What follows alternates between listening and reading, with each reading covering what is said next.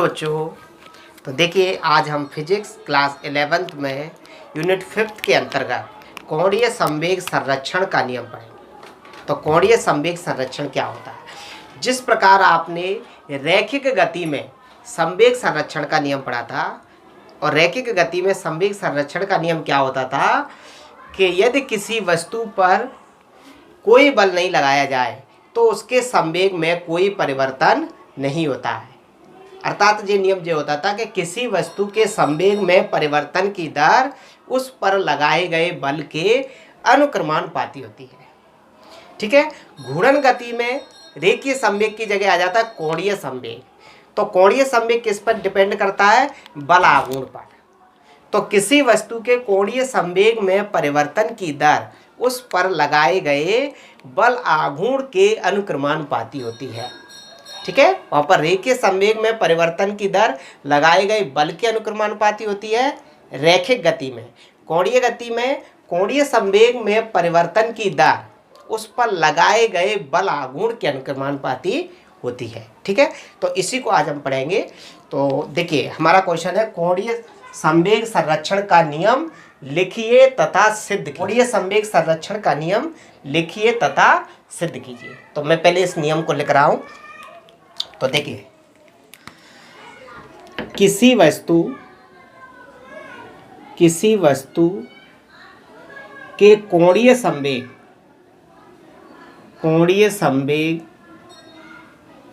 में परिवर्तन की दर उस पर लगाए गए बलाघूर्ण के अनुक्रमानुपाती होती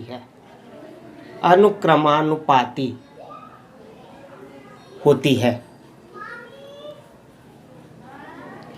अर्थात क्या हो जाएगा? कोणीय संवेग को हम L से लिखते हैं तो क्या हो जाएगा? dL/dt।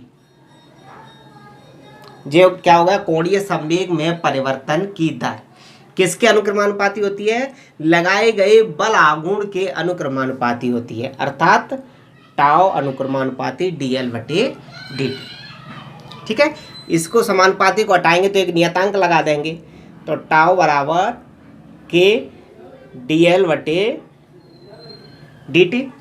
जहाँ के एक नियतांक है जिसका मान 1 होता है। तो क्या बन जाएगा? टाउ बराबर dL/dt। ठीक है। तो ये तो हो गया हमारा नियम, कोणीय संवेग संरक्षण का नियम। क्लियर? अब इसको हम प्रूव करेंगे। करना है तो उपपत्ति। ठीक है। तो कोणीय संवेग संरक्षण की डेफिनेशन पढ़ी थी हमने। कोणीय संवेग क्या होता था? किसी वस्तु के रैखिक संवेग तथा घूर्णन अक्ष से दूरी के गुणनफल को कोणीय संवेग कहते हैं। ठीक है। पिछले वीडियो में हमने इसको बताया था। इसकी लिंक मैंने डिस्क्रिप्शन में दे दी है, आप चाहो तो वहां से देख सकते हैं। ठीक है। तो देखिए परिभाषा के अनुसार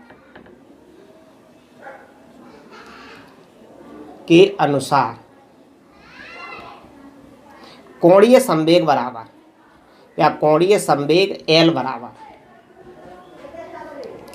बराबर क्या आया था? R/P। ठीक है। जो इसका सदिश रूप आया था। इसमें क्या है? परिवर्तन कर दें, मतलब T के सापेक्ष इसका क्या कर दें? अवकलन कर दें। T के सापेक्ष अवकलन करने पर T के सापेक्ष अवकलन करने तो क्या हो जाएगा? देखिए d/dt इंटू L। ऐसे ही d/dt इधर लगा दें तो क्या हो जाएगा? d/dt R/P। यहाँ R का मतलब है घूर्णन अक्ष से दूरी और P का मतलब है रैखिक संवेग। ठीक है। देखिए इसको मैं लिख सकता हूँ dL/dt। ये क्या हो जाएगा? नई लाइन से dL/dt बराबर। अब इसका अवकलन कर रहे हैं तो जी अवकलन का मैंने बताया था कि जब दो फलनों का अवकलन करती है तो फर्स्ट फलन जैसे का जैसा सेकंड का अवकलन और प्लस सेकंड फलन जैसे का जैसा फर्स्ट का अवकलन, ये फॉर्मूला होता है। तो देखिए जो हो गया हमारा फर्स्ट फलन, जो हो गया हमारा फर्स्ट फलन और जो हो गया सेकंड फलन। फर्स्ट हो गया आर और सेकंड हो गया पी। तो फॉर्मूला क्या होता है, देखिए फर्स्ट फलन जैसे का जैसा सेकंड का अवकलन, तो क्या हो जाएगा डीपी बटे dt। ठीक है, फर्स्ट जैसे का जैसा सेकंड का अवकलन प्लस, ठीक है, अब सेकंड जैसे का जैसा फर्स्ट का अवकलन, तो फर्स्ट का अवकलन सेकंड जैसे का जैसा, तो जो हो जाएगा dr बटे dt इंटू पी। देखिए फर्स्ट फलन जैसे का जैसा सेकंड का अवकलन प्लस सेकंड जैसे का जैसा फर्स्ट का अवकलन। क्लियर। देखिए मैं इसको थोड़ा सा और सॉल्व करूंगा तो क्या हो जाएगा, dl बटे dt बराबर r जैसे का जैसा dp बटे dt भी जैसे का जैसा प्लस dr बटे dt। देखिए r का मतलब क्या था, दूरी। क्या थी r, घूर्णन अक्ष से दूरी। ठीक है, r क्या थी, घूर्णन अक्ष से दूरी। अब दूरी में जे क्या है, समय के साथ परिवर्तन। दूरी में समय के साथ परिवर्तन मतलब स्थिति में परिवर्तन, और जब किसी वस्तु की स्थिति में परिवर्तन होता है उसी को हम बोलते हैं वेग। तो कुल मिला के जे क्या होगा, विस्थापन बटे समयांतर, और विस्थापन बटे समयांतर क्या होता है, वेग। तो इसकी जगह मैं क्या लिख दूंगा, भी लिख दूंगा, ये वेग हो गया पूरा। और इनटू p बराबर क्या होता है, एम भी, जो आपने पढ़ा है ना, मैं इधर लिख दे रहा हूँ, क्योंकि p बराबर तो होता है एम भी। m के ऊपर वेक्टर नहीं लगाएंगे क्योंकि m तो द्रव्यमान है, अदिश राशि है, वेग सदिश है, तो उसके ऊपर वेक्टर लगाएंगे। और dr बटे dt बराबर क्या हो जाएगा, वेग। क्लियर। देखिए यदि आपको जो बात समझ में आ गई है तो एक लाइन और लिख रहा हूं मैं, dl बटे dt बराबर जे जैसे का जैसा। देखिए dp बटे dt, गति का द्वितीय नियम क्या होता था, F बराबर dp बटे dt। ध्यान आ रहा है ना, संवेग में परिवर्तन की दर उस पर लगाए गए बल के अनुक्रमानुपाती होती है, यही होता था। इसके ऊपर वेक्टर लगा दें तो dp बटे dt की जगह हम क्या लिख सकते हैं, F लिख सकते हैं। तो इसकी जगह लिख दिया मैंने F, समझ गए ना, प्लस देखिए v क्रॉस b, इसको मैंने ऐसे लिख दूं, m को तो मैं बाहर ले आऊं, m तो अदिश राशि है, तो m तो आ गया बाहर, ब्रैकेट के अंदर क्या रहेगा, v क्रॉस b। आपने एक फॉर्मूला पढ़ा था ना कि दो समान सदिशों का सदिश गुणनफल सदैव शून्य होता है। क्रॉस प्रोडक्ट जब मैंने पढ़ाया था तो दो समान सदिशों का सदिश गुणनफल शून्य होता है। तो देखिए ये दोनों ही समान है और दोनों का कैसा गुणनफल है, सदिश गुणनफल, तो इसका मान क्या होगा, 0 हो जाएगा। समझ गए ना। तो इसको यहाँ लिख देना, चूंकि v क्रॉस v बराबर 0। ये आपको समझ में आया, v क्रॉस v बराबर क्या हो जाए, 0। जब 0 होगा तो जो पूरा 0 हो जाएगा, तो क्या बचेगा हमारे पास, dl बटे dt बराबर r क्रॉस f प्लस, देखिए जो 0 होने से जो पूरा 0 हो जाएगा, 0 का m में गुणा होगा तो 0। क्लियर। अब आपने एक चीज और पढ़ी थी, बलागुण का फॉर्मूला क्या था,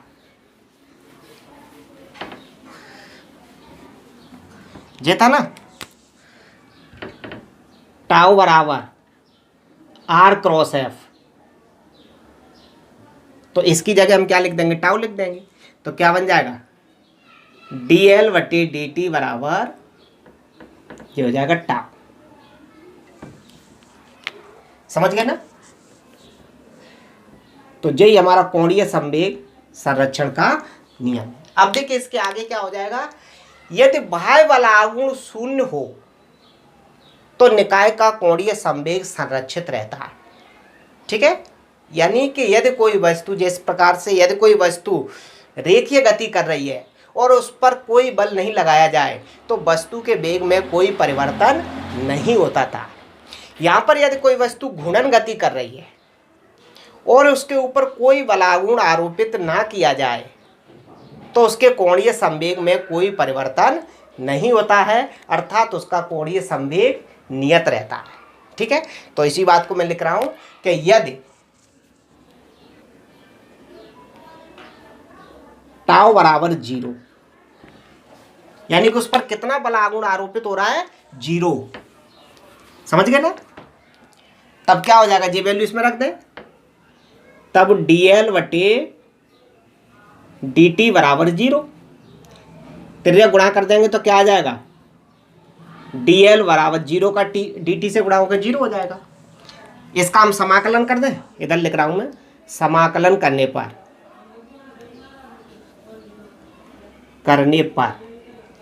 तो इसका समाकलन करेंगे dl, और 0 का समाकलन करते हैं तो वो नियतांक आता है, पहले भी हमने बताया आपको कई बार।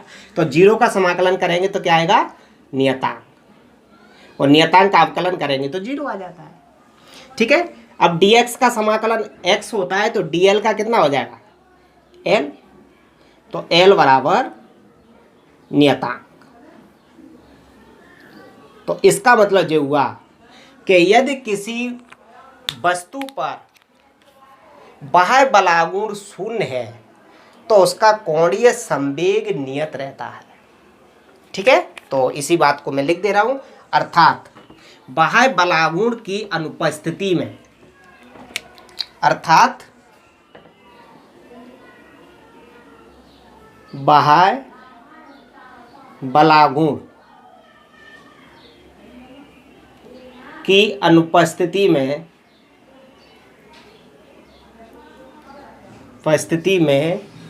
वस्तु का कोणीय संवेग नियत रहता है,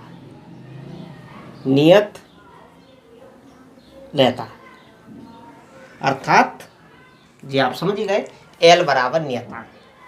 ठीक है, कोई दिक्कत इसमें, तो इस तरह आप इसको समझ सकते हैं कि बाह्य बलागुण की अनुपस्थिति में किसी वस्तु का कोणीय संवेग नियत रहता है। आता है हमारा अगला प्रश्न है, कोणीय संवेग तथा जड़त्व आघूर्ण में संबंध। तो हमारा अगला प्रश्न है, कोणीय संवेग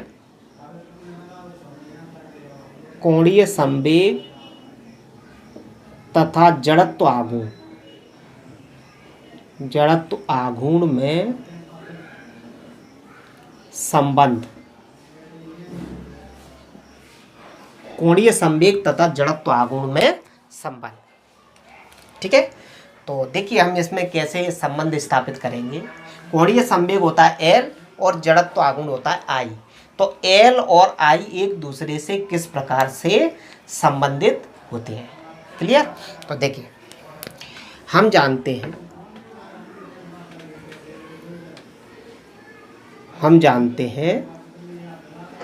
क्या जानते हैं, कोणीय संवेग L बराबर R इंटू P। ठीक है जी, मैंने अदिश रूप में लिख दिया, इसको सदिश में भी लिख सकते हैं। तो देखिए L बराबर R क्या होती है, घूर्णन अक्ष से दूरी, और P क्या होता है, रेखीय संवेग। और रेखीय संवेग P का जो फॉर्मूला हमने पढ़ा है, P बराबर होता है mv। ठीक है, तो P की जगह मैं क्या लिख दूंगा, mv, या m किसी कण का द्रव्यमान और v उस वस्तु का रेखीय वेग। इसको और सॉल्व करेंगे तो क्या आ जाएगा, r m, v बराबर होता है r ओमेगा, यानी रेखीय वेग और कोणीय वेग में संबंध। तो v की जगह मैंने क्या लिख दिया, r ओमेगा, क्लियर। इसको मैं और सॉल्व करूंगा तो जो आ जाएगा l बराबर, देखिए r का r से गुणा करेंगे तो r स्क्वायर हो जाएगा, m को पहले लिख दूं तो m r स्क्वायर ओमेगा। ठीक है, देखिए L बराबर जो जड़त्व आघूर्ण होता है, अभी हमने पढ़ा था ना, I बराबर क्या होता था, mr स्क्वायर। तो mr स्क्वायर की जगह हम I लिख सकते हैं, तो L बराबर क्या हो जाएगा, I ओमेगा। तो जी हमारा रिलेशन बन गया कोणीय संवेग और जड़त्व आघूर्ण में संबंध। ठीक है, तो यही कोणीय संवेग तथा जड़त्व आघूर्ण में संबंध है। अब आता है हमारा अगला प्रश्न, क्या होगा यदि पृथ्वी का व्यास सिकुड़कर अचानक आधा रह जाए तो दिन कितने घंटे का होगा जबकि पृथ्वी एक समान सहती का गोला रहे। सहती मतलब द्रव्यमान, एक समान द्रव्यमान का गोला रहे। तो देखिए अभी जो पृथ्वी पर समय जो है वो क्या होता है, एक दिन का समय होता है, एक दिन की लंबाई होती है वो 24 घंटे होती है। ठीक है, यदि पृथ्वी का व्यास सिकुड़कर अचानक आधा रह जाएगा तो दिन की लंबाई कितनी होगी। दिन की लंबाई का मतलब होता है जिसमें दिन और रात दोनों होते हैं, उसको बोलते हैं दिन की लंबाई। ठीक है, तो अभी पृथ्वी पर दिन की लंबाई कितनी होती है, 24 घंटे। यदि पृथ्वी का व्यास सिकुड़कर अचानक आधा रह जाए तो दिन की लंबाई कितनी हो जाएगी, दिन की लंबाई बढ़ जाएगी या दिन की लंबाई घट जाएगी। ठीक है, तो देखिए हम क्या करते हैं, अभी जो मान लीजिए पृथ्वी है, ठीक है, इस पृथ्वी का द्रव्यमान है कैपिटल है और पृथ्वी की जो त्रिज्या है वो है कैपिटल आर। ये पूरा व्यास होता है, ये कितना होता है व्यास। तो अभी पृथ्वी का व्यास सिकुड़ा नहीं है तब उसका आवर्तकाल कितना है। ठीक है, फिर इसको जब सिकुड़ जाएगा तो फिर उसके आवर्तकाल पर क्या प्रभाव पड़ेगा। तो मैं समझता हूं अभी सिकुड़ने से पूर्व, सिकुड़ने से पूर्व यानी कि अभी पहले वाली स्थिति निकालें। ठीक है, तो लिखेंगे पृथ्वी का द्रव्यमान, पृथ्वी का द्रव्यमान ये सब मान के चल रहे हैं। कैपिटल पृथ्वी की त्रिज्या बराबर मान लीजिएगा कैपिटल आर, या ऐसे मान लो पृथ्वी का द्रव्यमान प्रारंभिक स्थिति है तो m1 बराबर m, पृथ्वी की त्रिज्या r1 बराबर r। ठीक है, आवर्तकाल, आवर्तकाल t1 बराबर, देखिए अभी पृथ्वी अपनी अक्ष पर एक चक्कर लगाने में कितना समय लेती है, 24 घंटे। यानी अभी पृथ्वी अपनी अक्ष पर 24 घंटे में घूम जाती है। तो पृथ्वी का आवर्तकाल कितना हो जाएगा, 24 घंटे। ठीक है, ये बात समझ गए ना, पृथ्वी अपनी अक्ष पर कितने घंटे में घूम जाती है, पूरा 24 घंटे में। और सूर्य के चारों ओर एक चक्कर लगाने में जो समय लगता है वो होते 365 दिन, क्योंकि पृथ्वी अपनी अक्ष पर भी घूम रही है और सूर्य के चारों तरफ भी घूम रही है। तो अभी पृथ्वी अपनी अक्ष पर घूमती है, इसी के कारण दिन और रात होते हैं। ठीक है, जब पृथ्वी का फेस सूर्य की तरफ होता है तो उधर में क्या होता है, दिन होता है और पीछे वाली साइड में रात होती है। जब पृथ्वी अपनी अक्ष पर घूम जाती है तो जो पीछे वाला पोर्शन है वो आगे आ जाता है और आगे वाला पीछे चला जाता है, इसलिए रात होती है। तो पृथ्वी की अपनी अक्ष पर घूमने के कारण ही दिन और रात होते हैं। तो पृथ्वी का द्रव्यमान m1 बराबर m, पृथ्वी की त्रिज्या r1 बराबर r, आवर्तकाल t1 बराबर 24 घंटे। ठीक है, अब पृथ्वी जब सिकुड़ जाती है, अब हेडिंग बनाएंगे सिकुड़ने के पश्चात, सिकुड़ने के पश्चात यानी पृथ्वी सिकुड़ गई है और कितनी, सिकुड़कर अचानक आधा रह जाए यानी आधी रह जाती है। मतलब जो पृथ्वी थी उसका द्रव्यमान तो उतना ही रहेगा लेकिन उसकी जो त्रिज्या थी वो पहली त्रिज्या की कितनी हो जाएगी, आधी हो जाएगी, क्योंकि उसका व्यास कितना हो गया है, पहले व्यास का आधा हो गया है। पहला व्यास इसका कितना हो जाएगा, r प्लस आर यानी 2r था, अब उसका व्यास कितना रह गया होगा, r/2 त्रिज्या j, r/2 त्रिज्या j, तो अब कितनी रह जाएगी, r त्रिज्या। ठीक है, तो लिखेंगे पृथ्वी का द्रव्यमान, पृथ्वी का द्रव्यमान, द्रव्यमान में कोई परिवर्तन नहीं हुआ है तो m2 बराबर कितना होगा, m ही रहेगा। पृथ्वी की त्रिज्या, त्रिज्या इसको r2 बराबर पहली त्रिज्या की कितनी रह गई है जी, आधी। आवर्तकाल यानी अब उसका आवर्तकाल कितना होगा, तो t2 बराबर क्वेश्चन मार्क, यही हमें ज्ञात करना। क्लियर, चलिए अब लिखेंगे कोणीय संवेग संरक्षण के नियम से। अब कोणीय संवेग संरक्षण के नियम से,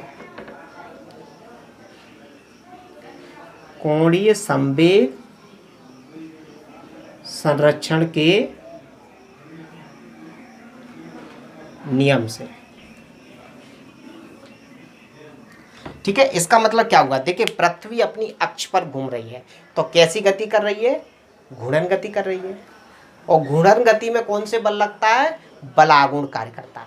ठीक है, अब पृथ्वी पर कोई बलागुण इस स्थिति में कार्य नहीं कर रहा है, तो उस पर कितना बलागुण कार्य कर रहा है, 0। और जब उस पर 0 बलागुण कार्य करेगा तो उसका कोणीय संवेग संरक्षित रहता है। ठीक है, तो क्या हो जाएगा, कोणीय संवेग संरक्षण के नियम से क्या होता था, L बराबर नियतांक, यही आता था ना, कोणीय संवेग संरक्षण के नियम से L बराबर नियतांक। बाह्य बलागुण की अनुपस्थिति में किसी निकाय का कोणीय संवेग नियत रहता है। या L बराबर क्या होता था, आई ओमेगा, तो आई ओमेगा बराबर नियतांक, यानी आई और ओमेगा का जो गुणनफल है वो नियत रहेगा। यदि इनमें से आई का मान बढ़ जाएगा तो ओमेगा का मान कम हो जाएगा, लेकिन दोनों का जो गुणनफल है वो नियत रहता है। तो इसको हम प्रारंभिक स्थिति और अंतिम स्थिति के लिए अप्लाई करेंगे तो क्या हो जाएगा, I1 ओमेगा 1 बराबर I2 ओमेगा 2। ठीक है, जिस सिकुड़ने से पहले के लिए और जिस सिकुड़ने के पश्चात के लिए।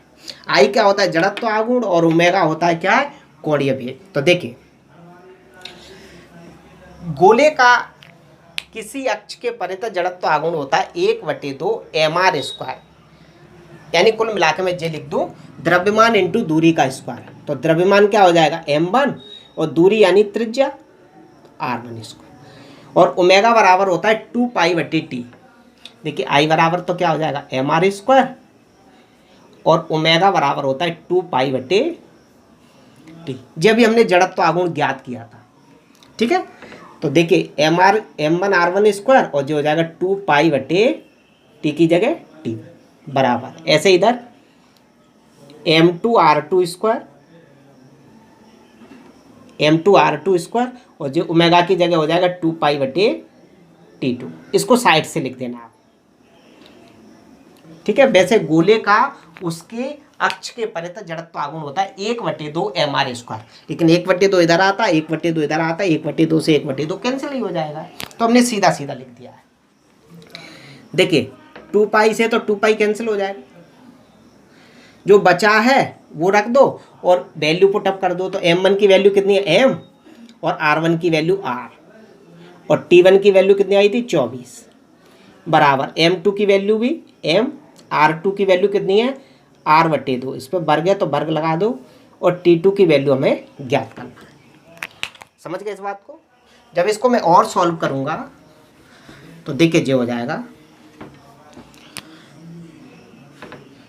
mr²/24 बराबर, यहाँ से क्या हो जाएगा, mr², 2 का स्क्वायर करेंगे तो 4 हो जाएगा, तो 4 नीचे आ जाएगा, और बटे 4t2। ठीक है, देखिए mr² से mr² कैंसिल हो जाएगा, तो क्या बचेगा, 1/24 बराबर 1/4t2। तेरह गुणा कर दें तो 4t2 बराबर 24। 4 का भाग देंगे तो t2 बराबर कितना आ जाएगा, 24/4। भाग देंगे तो कितना आ जाएगा, 6। तो t2 बराबर आ जाएगा 6 घंटे। तो इसका मतलब ये हुआ कि यदि पृथ्वी का व्यास सिकुड़कर अचानक आधा रह जाता है तो दिन की लंबाई सिर्फ 6 घंटे होगी, जिसमें 3 घंटे की रात और 3 घंटे का दिन होगा। टोटल दिन की लंबाई 6 घंटे होगी, अर्थात पृथ्वी अपनी अक्ष पर 6 घंटे में एक पूरा चक्कर लगा लेगी। जो पृथ्वी अभी 24 घंटे में एक पूरा चक्कर लगाती है, वह 6 घंटे में अपनी अक्ष पर एक पूर्ण चक्कर पूरा कर लेगी। कब, जब उसका व्यास सिकुड़कर अचानक आधा रह जाए, पहले व्यास का आधा रह जाए। ओके, अब आता है हमारा अगला प्रश्न है जड़त्व आघूर्ण। देखिए जिस प्रकार आपने जड़त्व पढ़ा था, रेखीय गति में जड़त्व पढ़ा था, तो जिस प्रकार रेखीय गति में जड़त्व का महत्व होता है, उसी प्रकार घूर्णन गति में जड़त्व आघूर्ण का मतलब होता है।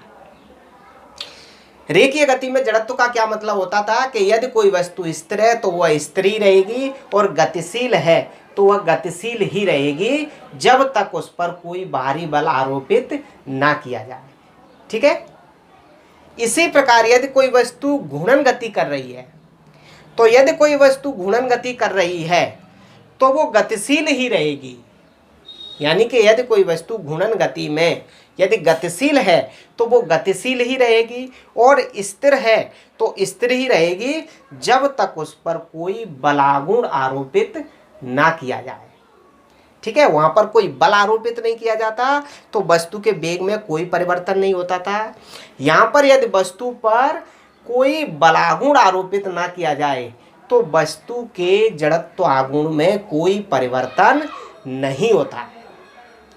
क्लियर? यानी वस्तु जैसी है वैसी ही रहेगी। तो कुल मिला के सीधी भाषा में बोल सकते हैं कि जिस प्रकार रेखीय गति में जड़त्व होता है, जड़त्व का जो अर्थ होता है वही घूर्णन गति में जड़त्व आगुण का मतलब होता है। ठीक है, तो हमारा आज का क्वेश्चन है जड़त्व आगुण किसे कहते हैं। ठीक है, तो पहला क्वेश्चन यही हो जाएगा, जड़त्व आगुण किसे कहते हैं तथा इसके लिए सूत्र स्थापित कीजिए। तो देखिए, पहले मैं इसकी डेफिनेशन लिख रहा हूं। मान लीजिएगा कि कोई वस्तु घूर्णन गति कर रही है। ठीक है, ये उसकी अक्ष है, अक्ष को मैं एक्स वाई दे रहा हूं। मान लीजिएगा कि कोई वस्तु इस एक्स वाई अक्ष के परितः घूम रही है। जैसे फॉर एग्जांपल ये कोई अक्ष है और इसके परितः कोई वस्तु घूम रही है। क्लियर? तो ये एक्स वाई एक अक्ष है, इसके परितः कोई वस्तु घूम रही है। उस वस्तु को मान लीजिए, मैं मान ले रहा हूं ये कोई वस्तु, ये कोई वस्तु है। ठीक है, ये वस्तु छोटे छोटे बहुत सारे कणों से मिलकर बनी होगी।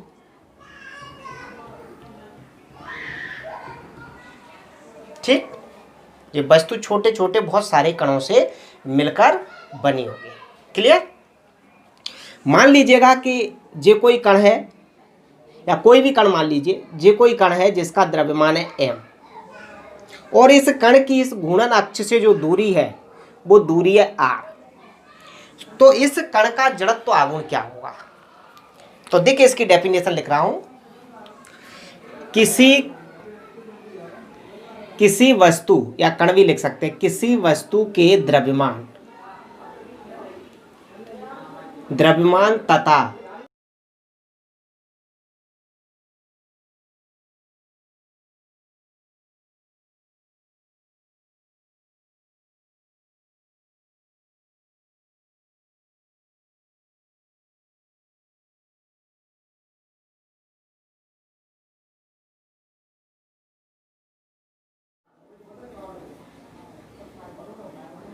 जड़त्व आगुण कहते हैं तथा इसे कैपिटल आई द्वारा प्रदर्शित करते हैं। आई का मतलब होता है इनर्शिया, यानी कि जड़त्व। ठीक है, किसी वस्तु के द्रव्यमान तथा घूर्णन अक्ष से दूरी के वर्ग के गुणनफल को जड़त्व आगुण कहते हैं तथा इसे आई द्वारा प्रदर्शित करते हैं। अर्थात आई बराबर क्या हो जाएगा? उस वस्तु का द्रव्यमान और घूर्णन अक्ष से दूरी के वर्ग के गुणनफल। तो क्या बन जाएगा? आई बराबर इतना आ जाएगा, या आई बराबर mr स्क्वायर। तो ये क्या हो जाता है? हमारा जड़त्व आगुण की डेफिनेशन हो जाती है, किसी वस्तु के द्रव्यमान तथा घूर्णन अक्ष से दूरी के वर्ग के गुणनफल को जड़त्व आगुण कहते हैं। ठीक है, चलिए अब इसी में इसका मात्रक और विमीय सूत्र निकालें। तो देखिए, एसआई पद्धति में इसका मात्रक क्या हो जाएगा? देखिए, द्रव्यमान का तो हो जाता है किलोग्राम, इधर लिख रहे हैं किलोग्राम, और दूरी का क्या हो जाएगा? मीटर, और इस पे वर्ग लगाया तो मैंने वर्ग लगा दिया, तो इसका मात्रक क्या बन गया? किलोग्राम इंटू वर्ग मीटर। तथा विमीय सूत्र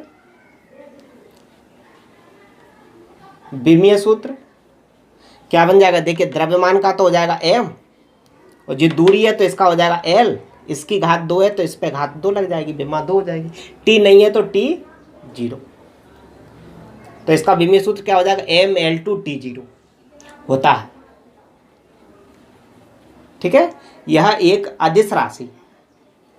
कैसी राशि है, अदिश राशि। इनमें से कोई भी सदिश नहीं है, न तो जे सदिश न जे सदिश।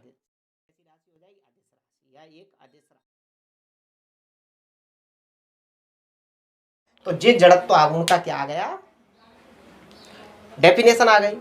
अब हमें इस पूरे पिंड का जड़त्व आघूर्ण ज्ञात करना है। अभी तो हमने सिर्फ ये एक कण का निकाला था, और ये पूरा पिंड है ये तो छोटे छोटे बहुत सारे कणों से मिलकर बना है। तो पूरे पिंड का जड़त्व आघूर्ण ज्ञात करना है। ठीक है, तो मैं इसका फॉर्मूला ड्राइव कर रहा हूं। तो लिखेंगे जड़त्व आघूर्ण के लिए व्यंजक। ठीक है, हेडिंग बनाएंगे जड़त्व आघूर्ण के लिए व्यंजक।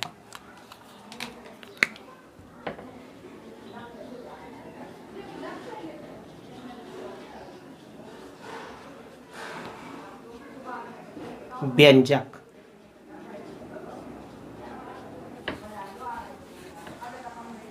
देखिए, जे कोई अक्ष है XY, इस अक्ष के परितः कोई पिंड घूम रहा है। जे अक्ष है इसके परितः कोई पिंड ऐसे घूर्णन गति कर रहा है इस प्रकार से। ठीक है, ये जो पिंड है, जे इसी टाइप का पिंड बना लेना कुछ भी। तो ये जो पिंड है वो छोटे छोटे बहुत सारे कणों से मिलकर बना है। मान लीजिएगा कि जे कोई कण है छोटा सा जिसका द्रव्यमान है m1 और घूर्णन अक्ष से दूरी r1। जे कोई दूसरा कण है m2 और घूर्णन अक्ष से दूरी r2। जे कोई तीसरा कण है m3 घूर्णन अक्ष से दूरी r3। जे कोई और कण है, कहीं भी बना लीजिए, जे mn लास्ट वाला कण है और घूर्णन अक्ष से दूरी r है। ठीक है, इस प्रकार का एक चित्र बनाएंगे कि माना कोई पिंड छोटे छोटे स्मॉल n कणों से मिलकर बना है, जिनके द्रव्यमान क्रमशः m1, m2, m3 dash mn है, तथा घूर्णन अक्ष से दूरियां r1, r2, r3 dash rn है। घूर्णन अक्ष XY के परितः घूर्णन गति कर रहा है। ठीक है, तो इस बात को हम लिख सकते हैं। तो देखिए, माना कोई पिंड छोटे छोटे स्मॉल n कणों से, छोटे छोटे स्मॉल n कणों से मिलकर बना है,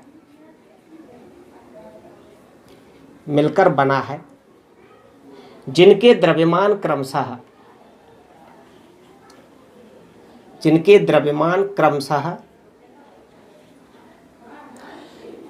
m1, m2, m3 dash mn तथा घूर्णन अक्ष से दूरियां, घूर्णन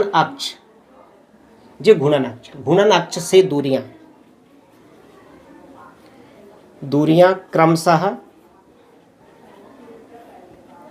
r1, r2, r3 dash rn है। ठीक है, घूर्णन अक्ष XY के परितः घूम रहा है। घूर्णन अक्ष XY के परितः घूर्णन गति कर रहा है। घूर्णन गति कर रहा है तब, यानी कि जो पिंड है वो पूरा पिंड घूर्णन अक्ष XY के परितः घूम रहा है। अब हमें पूरे पिंड का जड़त्व आघूर्ण ज्ञात करना है। तो पहले हम क्या करें, एक कण का जड़त्व आघूर्ण ज्ञात करें, फिर अगले कण का जड़त्व आघूर्ण ज्ञात करें, फिर अगले कण का जड़त्व आघूर्ण ज्ञात करें। ऐसे हम सभी कणों के जड़त्व आघूर्ण ज्ञात कर लें, और सभी कणों के जड़त्व आघूर्णों को यदि जोड़ दें तो पूरे पिंड का जड़त्व आघूर्ण ज्ञात हो जाएगा। ठीक है, यदि हम उस पिंड के सभी कणों के अलग अलग जड़त्व आघूर्ण ज्ञात कर लें और उन सभी कणों के जड़त्व आघूर्णों को जोड़ दें तो पूरे पिंड का जड़त्व आघूर्ण ज्ञात हो जाएगा। क्लियर? तो देखिए, पहले हम पहले कण का जड़त्व आघूर्ण ज्ञात करें तो हम लिखेंगे, जैसे मैं लिख रहा हूं वैसे लिखना, m1 द्रव्यमान के कण का जड़त्व आघूर्ण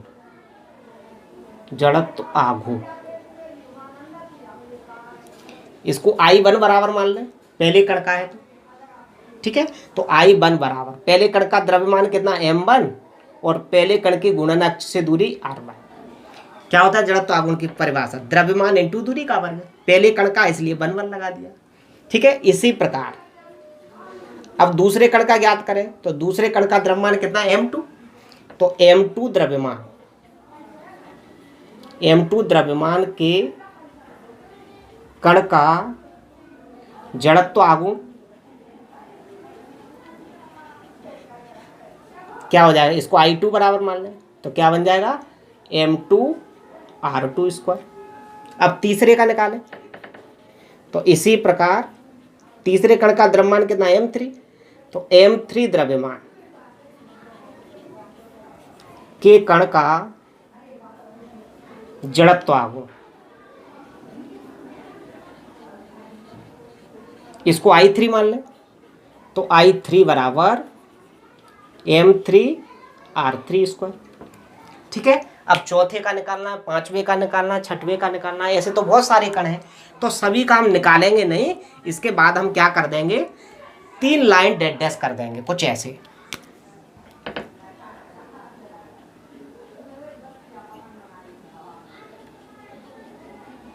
ठीक है। 3 4 जितनी भी आप करना चाहें, 3 लाइन डैश डैश कर देंगे। इसका मतलब ये हो गया कि बाकी सभी कणों का जड़त्व आघूर्ण हमने इस जगह में निकाल दिया है, इसका मतलब ये हुआ, ठीक है। अब सबसे लास्ट वाले कण का निकाल दें, और सबसे लास्ट वाले कण का द्रव्यमान कितना Mn, ठीक है। तो इसी प्रकार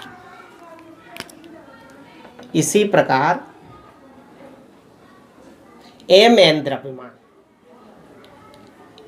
द्रव्यमान के कण का जड़त्व आघूर्ण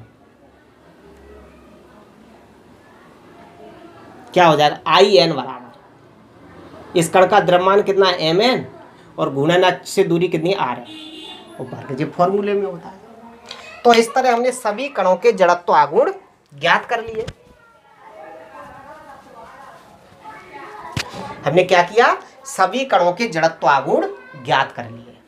अब हमें पूरे पिंड का जड़त्व आघूर्ण ज्ञात करना है, तो इन सभी कणों के जड़त्व आघूर्णों को जोड़ दें। क्लियर? तो देखिए अब संपूर्ण पिंड का जड़त्व आघूर्ण, संपूर्ण पिंड का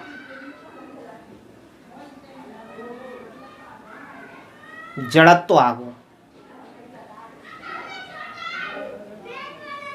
इसको I मान लें तो I बराबर I1 plus I2 plus I3 plus dash dash और प्लस I।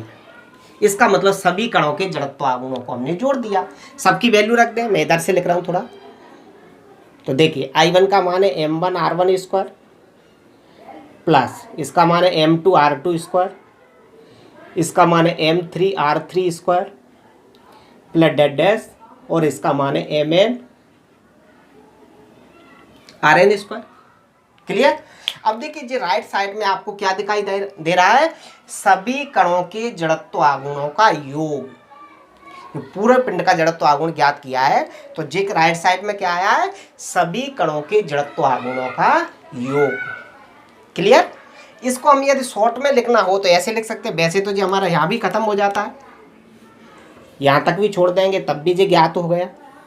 और थोड़ा सा आगे और बढ़ाएं तो ऐसा भी लिख सकते हैं, I बराबर देखिए समीशन लगा दें, इसका मतलब होता है योग, और एक कण का जड़त्व आघूर्ण लिख दें किसी का MR²। जे एक कण का जड़त्व आघूर्ण है, और जे समीशन लगा है मतलब सिग्मा लगा है, इसका मतलब है सभी कणों के जड़त्व आघूर्णों का योग।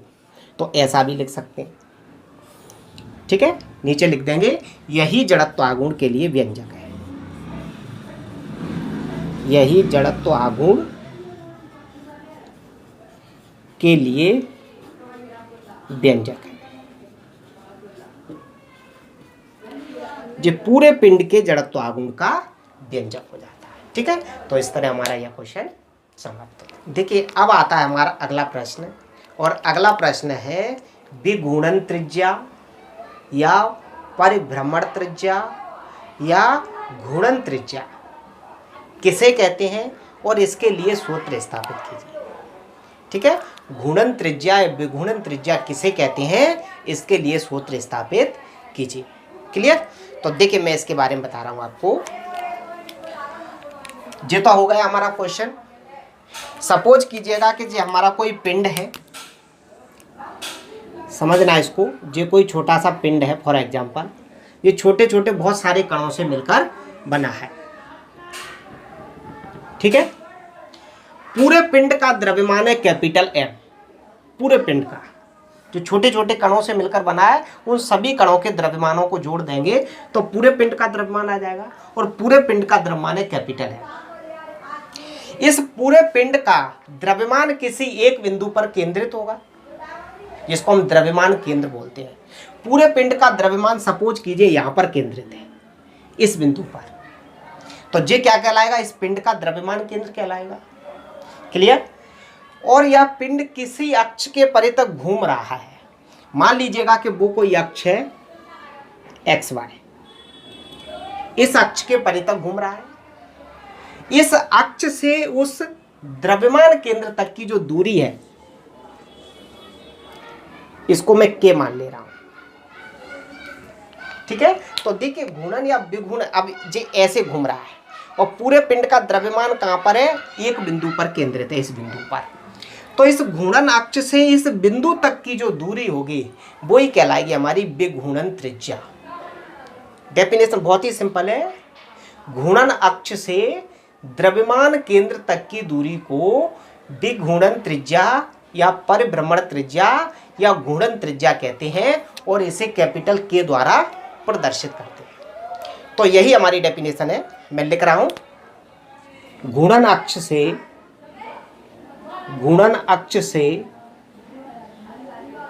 पिंड के द्रव्यमान केंद्र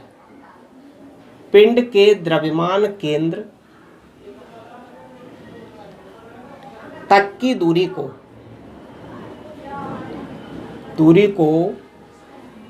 विघूर्णन त्रिज्या कहते हैं। विघूर्णन त्रिज्या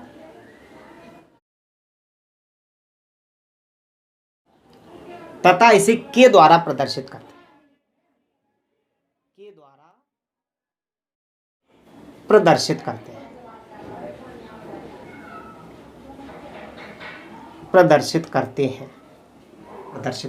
यहीं तक लिखना। घूर्णन अक्ष से पिंड के द्रव्यमान केंद्र तक की दूरी को घूर्णन त्रिज्या कहते हैं तथा इसे K द्वारा प्रदर्शित करते हैं। कोई दिक्कत। अब इसका फॉर्मूला लाना है।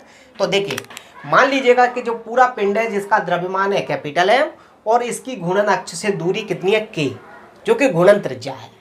तो इसी बात को मैं लिख रहा हूं, माना पिंड का द्रव्यमान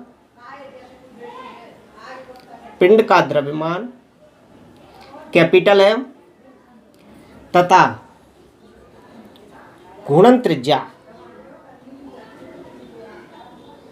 कैपिटल K है, तब पिंड का जड़त्व आघूर्ण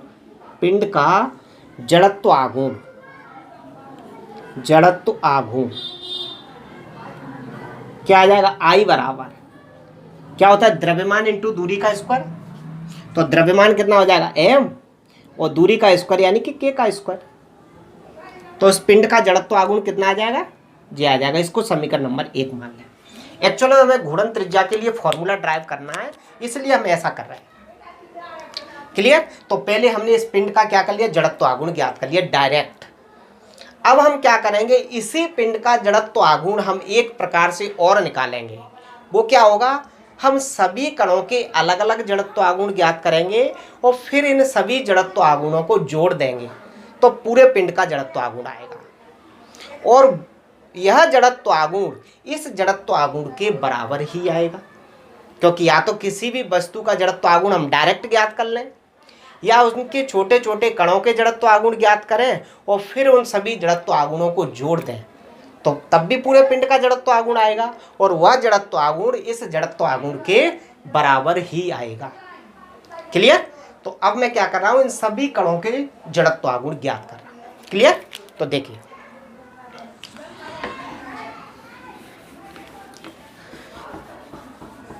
अब हम एक दूसरा चित्र बनाएंगे यहाँ पर। ये चित्र तो हमें बनाएंगे इसमें, अब एक दूसरा चित्र बना रहा हूँ मैं। ये क्या है, हमारी घूर्णन अक्ष एक्स वाई, और ये कोई पिंड है, मतलब वही पिंड है छोटे छोटे कणों से मिलकर बना है, जिसका द्रव्यमान m1 घूर्णन अक्ष से दूरी r1, m2 घूर्णन अक्ष से दूरी m3 घूर्णन अक्ष से दूरी r3, mn घूर्णन अक्ष से दूरी r। ऐसा आपको चित्र बनाना, ठीक है। बहुत ही सिंपल सा चित्र है, वही थ्योरी लिखेंगे। माना कोई पिंड छोटे छोटे स्मॉल n कणों से मिलकर बना है, जिनके द्रव्यमान क्रमशः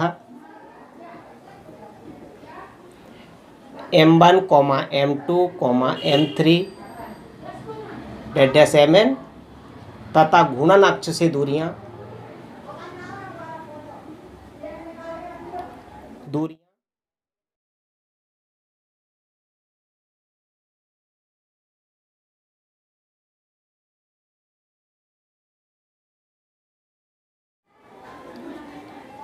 ठीक है।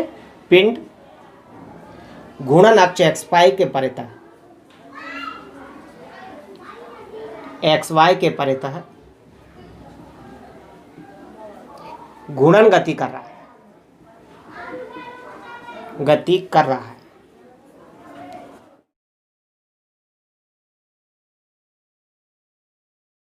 का जड़त्व आघूर्ण।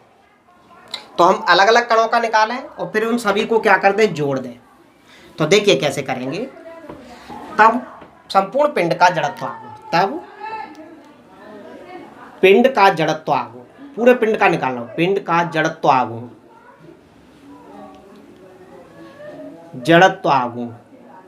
I बराबर, देखिए सभी कणों के जड़त्व आघूर्णों को यदि हम जोड़ देंगे तो पूरे पिंड का जड़त्व आघूर्ण आ जाएगा।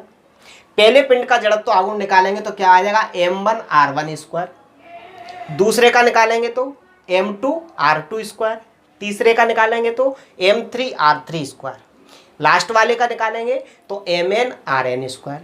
इन सभी को जोड़ देंगे तो पूरे पिंड का जड़त्व आघूर्ण आ जाएगा। तो मैं सीधा निकाल के उसको जोड़ दे रहा, ठीक है। तो पिंड का जड़त्व आघूर्ण m1 r1 square, m2 r2 square, m3 r3 square,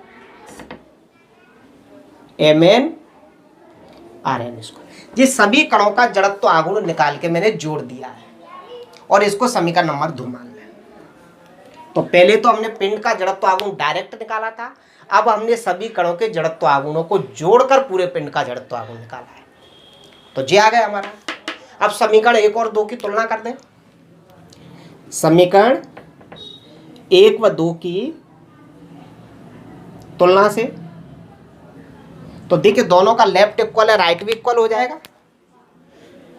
m के स्क्वायर बराबर इतना, क्लियर। अब हमें k का मान निकालना है, घूर्णन त्रिज्या, तो m से भाग दे दें तो ये आ जाएगा k स्क्वायर बराबर m1 r1 square, m2 r2 square, m3 r3 square और plus dash mn rn square और बटे कैपिटल M से क्या कर दिया हमने, भाग दिया। कैपिटल M क्या है, पूरे पिंड का द्रव्यमान, और स्मॉल m1 m2 क्या है, कणों के द्रव्यमान, जो छोटे छोटे कण हैं उनके द्रव्यमान। क्लियर। वर्गमूल ले लें, तो वर्गमूल लेंगे तो क्या आ जाएगा, देखिए k बराबर अंडर रूट में आ जाएगा जो पूरा, तो m1 r1 square, m2 r2 square, m3 r3 square plus dash mn rn square और बटे कैपिटल M। ठीक है। देखिए वैसे तो जो यहीं पर समाप्त हो जाता है, लेकिन अभी इसको हम थोड़ा सा और भी सॉल्व करें। ठीक है, नीचे लिख सकते हैं, यही घूर्णन त्रिज्या के लिए व्यंजक है, लेकिन यदि इसको हम थोड़ा सा और सॉल्व करें तो क्या होगा। देखिए कहीं ऐसी स्थिति हो कि ये जो पिंड बना था हमारा छोटे छोटे कणों से, जिनके द्रव्यमान m1, m2, m3 यानी अलग अलग थे, किसी कण का द्रव्यमान थोड़ा ज़्यादा है, किसी का कम है, मतलब सभी कणों के द्रव्यमान अलग अलग हैं, तो ये फॉर्मूला आएगा हमारा। और यदि सभी कणों के द्रव्यमान संयोग से एक समान है, ठीक है, सभी कणों के द्रव्यमान यदि एक समान है तो घूर्णन त्रिज्या का क्या फॉर्मूला आएगा, समझ रहे हैं इस बात को? तो देखिए यदि ऐसा है तो यदि सभी कणों के द्रव्यमान एक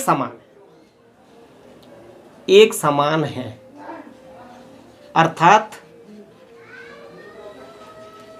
m1 बराबर m2 बराबर m3 बराबर डैश mn बराबर m, सभी कणों के द्रव्यमान एक समान है, यानी पहले कण का द्रव्यमान भी m है, दूसरे का भी m है, तीसरे का भी m है, और बाकी के भी m है, और लास्ट वाले कण का द्रव्यमान भी m है। तब क्या हो जाएगा? सभी कणों के द्रव्यमान एक समान है, तो इसमें m1 की जगह m, m2 की जगह m, m3 की जगह m, mn की जगह, सब जगह क्या हो जाएगा? m हो जाएगा। तब के बराबर क्या आ जाएगा? देखिए mr1 square plus mr2 square mr3 square plus dash mrn square, और बटे नीचे क्या है? Capital M। कैपिटल M क्या है? पूरे पिंड का द्रव्यमान। और पूरे पिंड का द्रव्यमान कैसे निकालेंगे? सभी कणों के द्रव्यमानों को यदि जोड़ देंगे तो पूरे पिंड का द्रव्यमान आ जाएगा। यदि हम सभी कणों के द्रव्यमानों को जोड़ देंगे तो पूरे पिंड का द्रव्यमान आ जाएगा। समझ गए? तो देखिए हमारा पूरा पिंड कितने कणों से मिलकर बना है? n कणों से। ठीक है, एक एग्जाम्पल के लिए सोचिएगा, यदि हमारा पूरा पिंड 4 कणों से मिलकर बनता तो कैसे निकालते हैं उस पूरे पिंड का द्रव्यमान? m plus m plus m plus m, तो कितना आ जाता जी? 4m। 4m कैसे आता? जब पूरा पिंड 4 कणों से मिलकर बनता तो कितना आता? 4m। लेकिन हमारा पूरा पिंड कितने कणों से मिलकर बना है? n कणों से, तो पूरे पिंड का द्रव्यमान कितना आएगा? nm। पूरे पिंड का द्रव्यमान कितना आ जाएगा? nm। ये बात समझ में आ गई? ठीक है, तो देखिए यहां पर देखिए अंश में क्या कॉमन आ रहा है? ऊपर m कॉमन आ रहा है, तो क्या बचेगा? r1 square, r2 square, r3 square, rn square, और बटे नीचे कितना है? nm। देखिए m से m कैंसिल हो जाएगा, तो क्या बचेगा? k बराबर r1 square, r2 square, r3 square, rn square बटे n। तो ये हमारा घूर्णन त्रिज्या के लिए व्यंजक है। ठीक है, ये क्या है? हमारा घूर्णन त्रिज्या के लिए व्यंजक, जिसको हम क्या बोल सकते हैं? यही घूर्णन त्रिज्या के लिए व्यंजक है। तो देखिए इसको हम ऐसे भी बोल सकते हैं, किसी पिंड की घूर्णन त्रिज्या घूर्णन अक्ष से दूरियों, ये r1 r2 क्या है? दूरियां, तो घूर्णन अक्ष से दूरियों के वर्गों के माध्य, यानी सभी दूरियों को जोड़ के जितनी दूरी है उसमें, जैसे n दूरी है तो n से ही भाग दिया। ठीक है, घूर्णन अक्ष से दूरियों के वर्गों के माध्य के मूल मतलब वर्गमूल के बराबर होती है। इसको चाहे तो हम लिख सकते हैं, अर्थात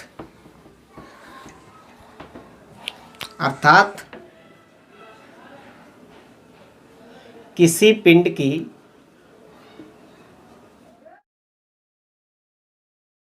त्रिज्या विघूर्णन त्रिज्या कणों की घूर्णन अक्ष से दूरियों, घूर्णन अक्ष से दूरियों